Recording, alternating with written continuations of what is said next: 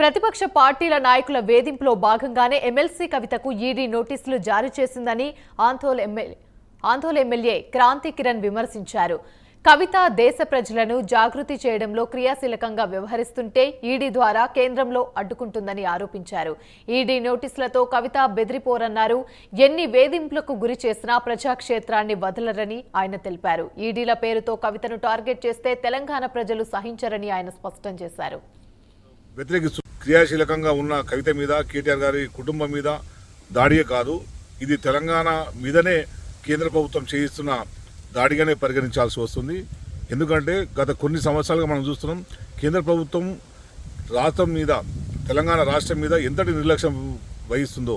తెలంగాణ రాష్ట్రానికి రావాల్సిన నిధులు ఇవ్వకపోగా ప్రభుత్వాన్ని అప్రతిష్ట పాలు చేసే ప్రయత్నం చేస్తుంది.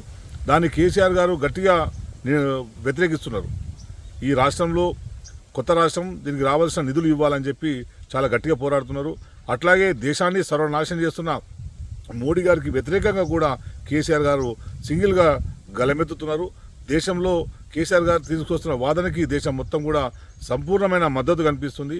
అదానికి మోడీకి ఉన్న లింకుల్ని బయటపెట్టడంలో కూడా టీఆర్ఎస్ పార్టీ, కేసీఆర్ గారు, కవిత గారు చాలా క్రియాశీలకంగా పనిచేస్తున్నారు. కనుక మోడీ ఆదాని కుట్రలు బయటికి రాకుండా ఉండడానికి ఈ బెదిరింపులు అని చెప్పి మేము స్పష్టం చేయదలుచుకున్నాం. నిజంగా ఈడీకి కానీ సిబిఐకి కానీ నిజాయితీ ఉంటే ఆదానికి మోడీకి ఉన్న లింక్ ఏందో మీరు తేల్చండి. ఈ స్కాము 100 కోట్లకు సంబంధించిన వ్యవహారం. ఇది కొన్ని వేల లక్షల కోట్ల స్కాము ఆదాని చేసిండు. ఆదాన్ని వదిలిపెట్టి ఎటువంటి స్కామ్ చేయని కవిత గారిని వేధించడం అనేది ఈ రాజకీయ కులంలోనే చూడాల్సిన అవసరం ఉంది. దీనికి తెలంగాణ ప్రజలు మోడీకి, బీజేపీ ప్రభుత్వానికి